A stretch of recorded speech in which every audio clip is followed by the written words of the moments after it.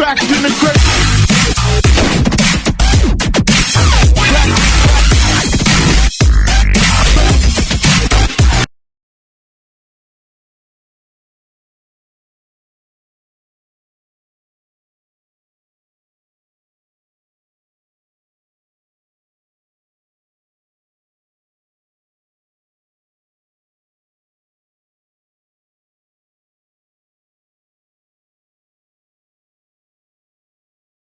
Oops, sorry about that.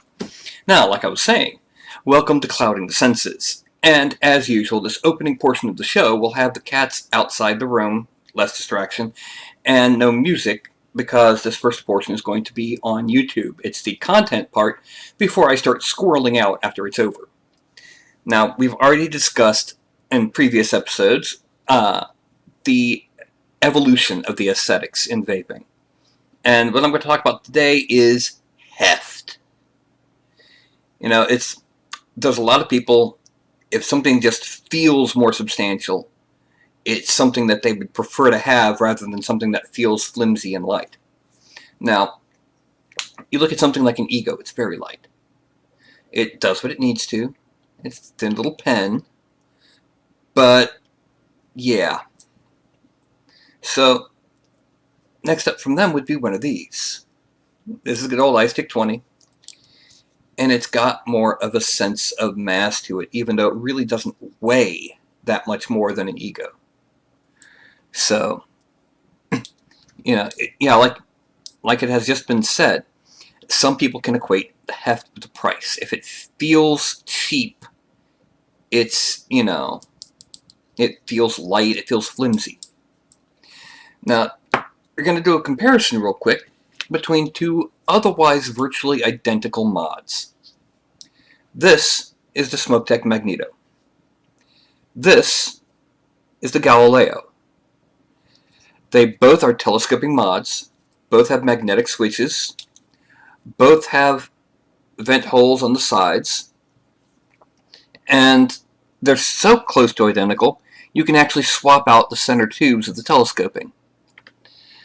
Now, the thing is, there's two major differences between these mods, and there's a reason why this was my go-to mech mod for almost a full year. And this got used for maybe a few days before it sat on my desk going to pot. And that's, well, to an extent, the heft. This is lighter than this, and it feels, it shakes a little bit when there's not a battery in it. The threads are so loose that it doesn't really hold if there's not a battery. Whereas this, it just feels a little bit more there. And I can verify the Smoke-Tech Magneto can take a serious beating. There's another factor, and that's performance. This has horrible performance. Put identical batteries in there, both charged up to 4.2. This will feel like a copper mod at 4.1. This will feel like a copper mod at about 3.8. So it's a significant change in performance, but that heft was what really got me. Another example of heft, this, the EMEC.